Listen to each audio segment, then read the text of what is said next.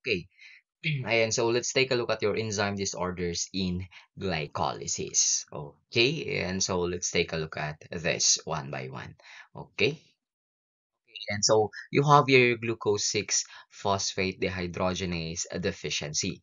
Okay, and so this glucose 6 phosphate, and so this one is an enzyme involved in your pentose phosphate pathway.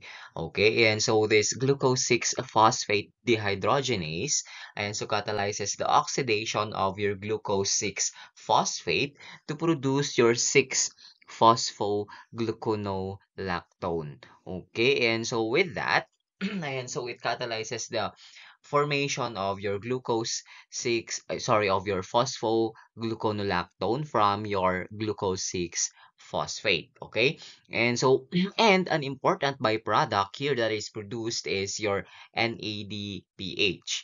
Okay, and so that is your NADPH, and your NADPH is this one is produced via your oxidative decarboxylation. And so what is the importance of your NADPH? And so this NADPH, and so it's used for the regeneration of your reduced glutathione. Okay, and so that is used for the regeneration of your reduced glutathione. And so your reduced glutathione here, and so protects the cells, and so especially your red blood cells from free radicals or your reactive oxygen, no? And so in cases of your glucose 6-phosphate dehydrogenase deficiency, and so in the absence of that enzyme, and so you have, there is no NADPH that is being produced. Okay, and so remember that your NADPH is a powerful antioxidant, no? And so it helps, what they call this, it is needed for the regeneration of your reduced glutathione. And so in that reduced glutathione, and so is, what they call this, its function is to protect from free radicals or your reactive oxygen like your H2O2, your superoxide and ions, those items. Okay, and so in cases that there is no NADPH that is produced, your RBC, ayan, so your red blood cells are prone, ayan, so they are prone to what they call this, to the action of this reactive oxygen. No, ayan, so your RBC, ayan, so they don't have nucleus and some organelles, and they cannot perform regenerate, they cannot perform cell repair and cell regeneration. That is why, and so when in the absence of your reduced glutathione, and then in the absence, of course, of your NADPH, your RBCs are prone, and so they are vulnerable to lysis, and so they are vulnerable to the actions of your reactive oxygen like your H2O2 and your superoxide and ions. Okay, and so leading to a hemolysis for this RBCs. Okay.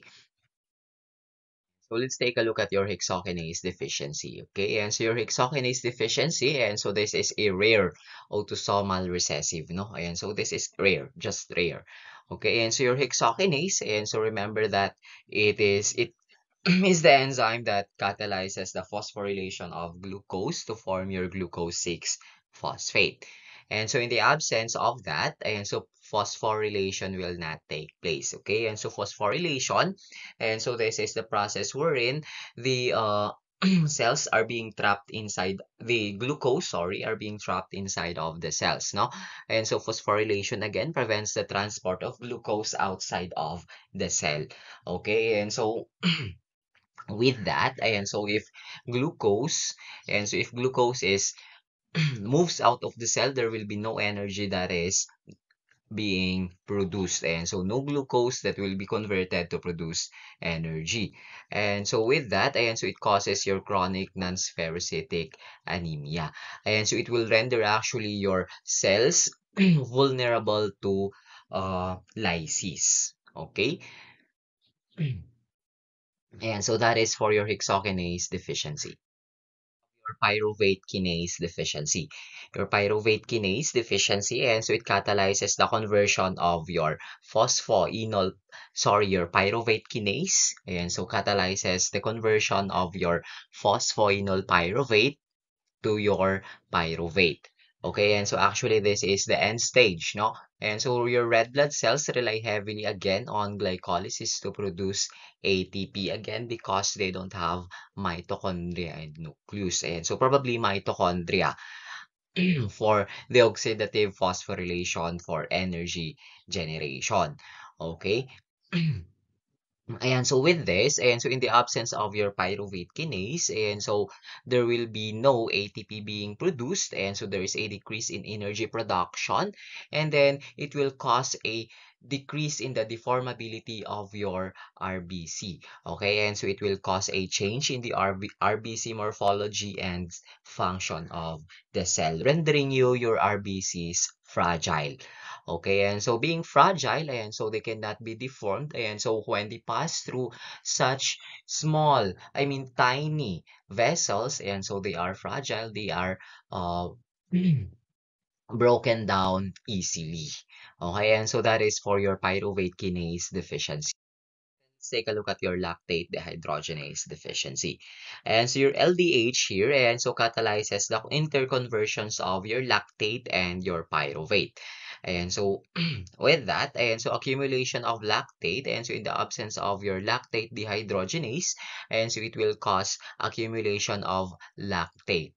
Okay, and so it will cause accumulation of lactate. And if there is an accumulated lactate, it will cause a drop in the blood pH. And so it will cause a drop in the blood pH, giving you acidosis. Okay, and so that is for your lactate dehydrogenase deficiency. And if that acidosis persists, and so it can be deadly. And so you have your phosphofructokinase deficiency.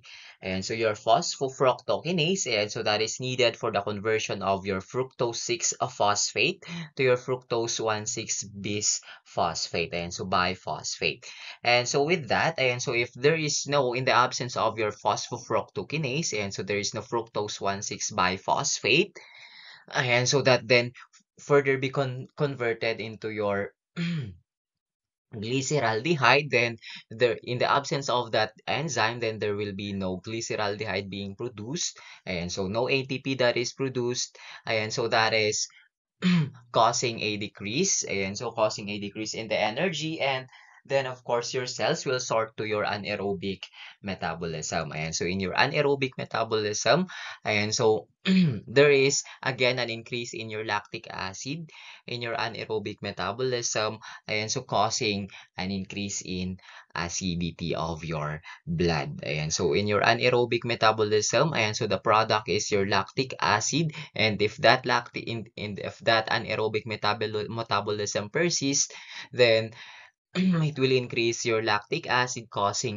and causing a decrease in the blood pH. And so, and that blood pH can be, in that decrease in the blood pH, when it persists, can be deadly again.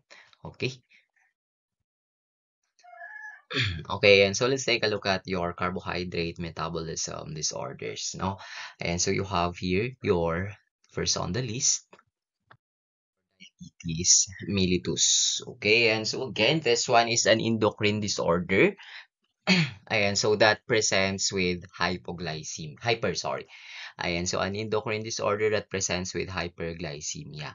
Again, it has a, for your hyperglycemia, you have a high glucose levels. No, and so high blood glucose levels. Okay, and so actually you have your type 1 and type 2 here. And so still with your diabetes mellitus, and so you have your classic uh manifestations of this. You have your signs and symptoms with you. You have your uh polyuria, polydipsia, polyphagia, and poor wound healing. And so, but then let's take a look at a comparison between your type 1 and type 2 diabetes. Okay, and so you have your frequency here. You have it as for your type 1 diabetes, you have 5 to 10% of your population, and then 90 to 95% of your of all with diabetes is your type 2. Okay, and so age of onset, and so but for your type 1, you have any but most is in your young adults. Now for your type 2, and so common with advancing age, but accordingly can occur in children and adolescents. Your risk factors with this, and so you have your genetic, autoimmune, and environmental. And so you have your autoimmunity also in your type 1 diabetes. In your type 2, you have your genetics, obesity, sedentary lifestyle, race, ethnicity, hypertension, dyslipidemia, and polycystic ovarian syndrome. Your pathogenesis, and so you have your destruction of your pancreatic beta cells, usually autoimmune. Okay, and so that is why in your type 1 diabetes, you have there your uh what you call this, you have a distraction, probably there is there is no there is actually absolute absence of insulin. Okay, and so in your type 2 there is accordingly no autoimmunity, and so there is, but then there is insulin resistance and progressive insulin deficiency. Your C-peptide here and so your C-peptide here, this one is your precursor accordingly of your insulin. Okay, and so your C-peptide levels, and so they are undetectable or very low in your type 1, and your type 2, they are detectable. Your pre-diabetes, in your pre-diabetes, and so pancreatic autoantibodies, and so may be present. Okay, and then pancreatic autoantibodies are absent, and so in your in your type 2 diabetes. Okay, and so you have your autoantibodies present here in your type 1. You have your glutamic acid decarboxylase, your islet cell antigen, and the rest. Okay, and so medication and therapy, and so insulin, absolute insulin therapy for your type 1, and type 2 you have your, you can use accordingly your oral agents or non-insulin injectables. Okay, and so you have your therapy, and so to prevent or delay, and so there is no known uh therapy to prevent the onset of your diabetes mellitus type 1. And then for your type 2, and so you have your lifestyle. Okay, and so you have your weight loss if overweight or obese, and increased physical activity. And then of course you have there your presence of your oral medications may be helpful accordingly. And so that is for your type 1 and type 2 diabetes. Again, and so both of them will present hyperglycemia. Okay, and so both of them will present hyperglycemia, and both will present your signs, similar signs and symptoms. Okay. And so you have your galactosemia. Your galactosemia here, and so that is your increase in galactose levels in the blood. Okay, and so that is a deficiency in your galactose 1 phosphate uridyl transferase deficiency. Okay, and so this one is an enzyme needed to convert galactose to glucose, no? Glucose 6 phosphate. Okay, and so your galactose 1 phosphate will accumulate. And so when there is an increase, and so when there is actually an increase in galactose in the circulation, then this galactose 1 phosphate will accumulate in the tissues, causing cellular damage.